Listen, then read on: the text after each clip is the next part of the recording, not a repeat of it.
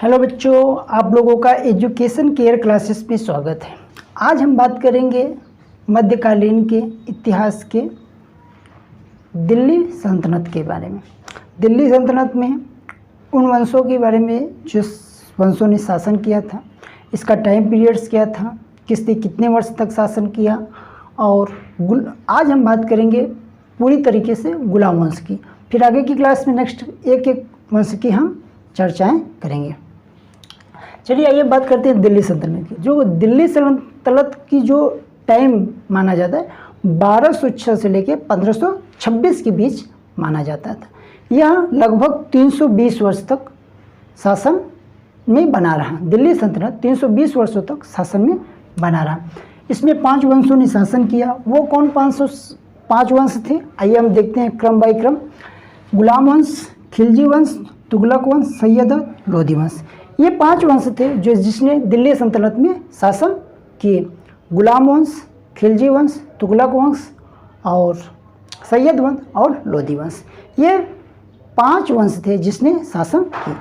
अब कभी कभी इसके संस्थापक पूछ लेता है, तो गुलाम वंश के ऐबक, खिलजी वंश के जलालुद्दीन खिलजी और तुगलक वंश के गयासुद्दीन तुगलक, सैयद वंश के खिज्र खां, लोधी वंश के बैलोर लोधी, ये इनके संस्थापक थे। अब टाइम पीरियड्स कभी कभी पूछता है, तो जो गुलाम वंश का था वो 1206 से 1290 के बीच था। खिलजी वंश का जो टाइम पीरियड्स था वो 1290 से 1320 था। तुगलक वंश का 1320 से लेकर 1414 तक, सैयद वंश का 1414 से लेकर 1450 तक, लोधी वंश का 1450 से लेकर 1526 तक। यह टाइम पीरियड्स इसके थे। लेकिन अब क्वेश्चन ये बनता है कि भाई सबसे ज़्यादा किसने शासन किया, तो सबसे ज़्यादा तुगलक वंश ने शासन किया, फिर गुलाम वंश ने, फिर लोधी वंश ने। अब इसको याद करने का एक ट्रिक है, तुगलक, तो तू से तुगलक हो गया, ग से गुलाम हो गया, ल से लोधी वंश। तो इस 3 याद कर लेंगे, एग्जाम में ऐसे ही क्रम पूछ लेता है। तो देखिए यह लगभग 84 साल तक शासन में रहा, यह 30 साल, ये 86, ये 76 और ये 36, ये 76 वर्षों तक शासन में बने रहे। ठीक है। आइए आज हम बात करते हैं गुलाम वंश की, क्योंकि गुलाम वंश के बाद हम खिलजी वंश, फिर तुगलक वंश, फिर सैयद वंश, फिर लोधी वंश की बात करेंगे। आइए देखते हैं गुलाम वंश में उन सुल्तानों की बात करेंगे जो जिनसे एग्जाम में क्वेश्चन ज़्यादा बनते हैं और बार बार पूछे जाते हैं। चलिए आइए बात करते हैं गुलाम वंश। तो गुलाम वंश की जो वंश की स्थापना जो की जिसने गुलाम वंश के जो संस्थापक थे या स्थापना तो वो ऐबक थे। किसने, कौन थे? ऐबक। ऐबक जो थे मोहम्मद गोरी के क्या थे? गुलाम थे। क्या थे? मोहम्मद गोरी का क्या था? गुलाम था। अब ऐबक से संबंधित क्वेश्चन क्या बन सकता है कि भाई ऐबक को हम लाख बख्श की यानी कुतुबुद्दीन ऐबक को हम क्या कहते हैं? लाख बख्श के नाम से भी जानते हैं।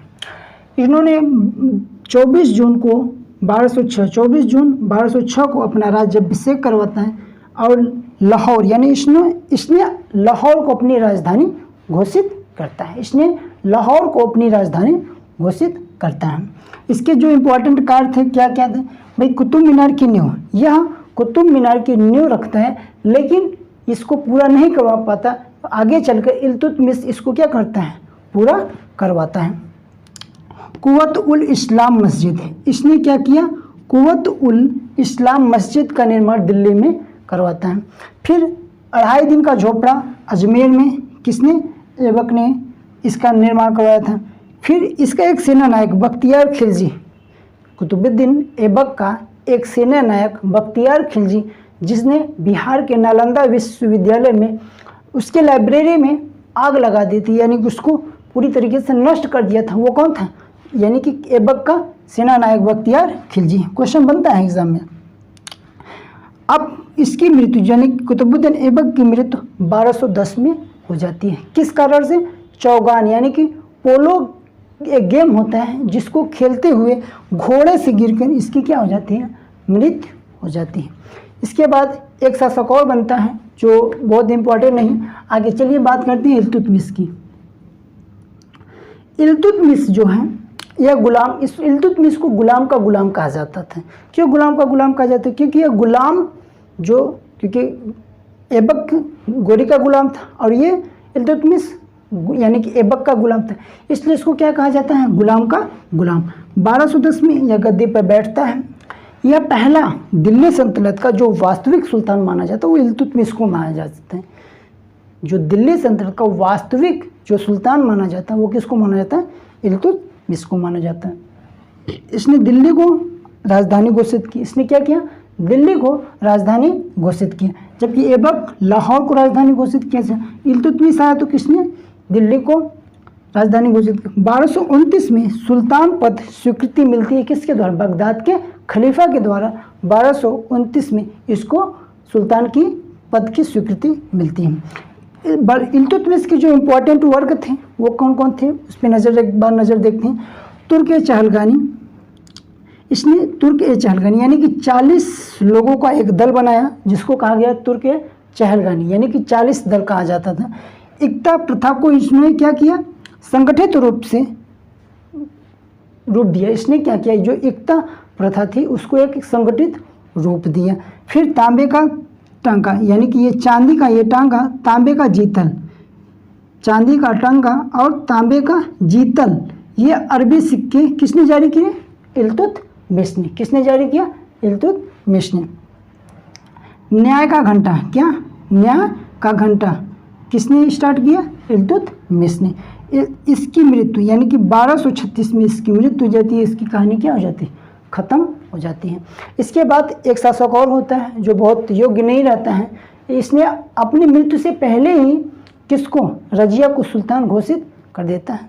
और रजिया सुल्तान दिल्ली सल्तनत की एकमात्र पहले और अंतिम यानी कि महिला शासिका थी जिसने दिल्ली सल्तनत में शासन किया था। चलिए आगे आप बात करते हैं बलबन की। बलबन से क्या क्वेश्चन कैसे बनते हैं। राजत्व सिद्धांत किसने जारी किया, बलबन ने। 40 दल का विघटन किसने किया, बलबन ने। गैर मुस्लिम परंपराओं की जो शुरुआत की थी किसने की थी, बलबन ने। इसने अपने दरबार में जो गैर मुस्लिम परंपराएं थी उसको भी अपने दरबार में शुरू किया था।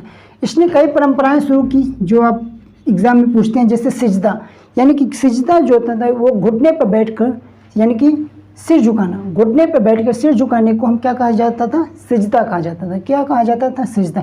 इसने पायगोस परंपरा स्टार्ट की जो चरण स्पर्श करना या चरण को छूना कहा जाता था। नौरोज़ त्यौहार की स्टार्ट किसने की, बलबन ने। नौरोज़ त्यौहार जो था उसने स्टार्ट किसने की, बलबन ने की। इन्होंने विभाग दीवान-ए-अर्ज, क्या दीवान-ए-अर्ज, इसने दीवान-ए-अर्ज विभाग की स्थापना की। गुप्तचर विभाग की स्थापना की किसने, बलबन ने। इसके दरबार में 2 प्रसिद्ध कवि वो रहा करते थे, अमीर हसन और अमीर खुसरो, जो 2 प्रसिद्ध कवि थे यह बलबन के दरबार में रहा करते थे। और एक क्वेश्चन आज लास्ट में से बन सकते हैं कि गुलाम वंश का जो अंतिम शासक था वो कौन था, कैमूर्स था। कौन था, कैमूर्स। कैमूर्स के बाद हम आगे के बारे में पढ़ेंगे, वह है आपका खिलजी वंश। क्या, खिलजी वंश की जो क्लास होगी वो नेक्स्ट क्लास में हम करेंगे। आज के लिए बस इतना ही। अगर आप लोगों को ये वीडियो अच्छी लगी हो तो आप लोग लाइक कीजिएगा और शेयर कीजिएगा और हमारे नेक्स्ट वीडियो के लिए हमारे चैनल को सब्सक्राइब कीजिए। Thank you so much.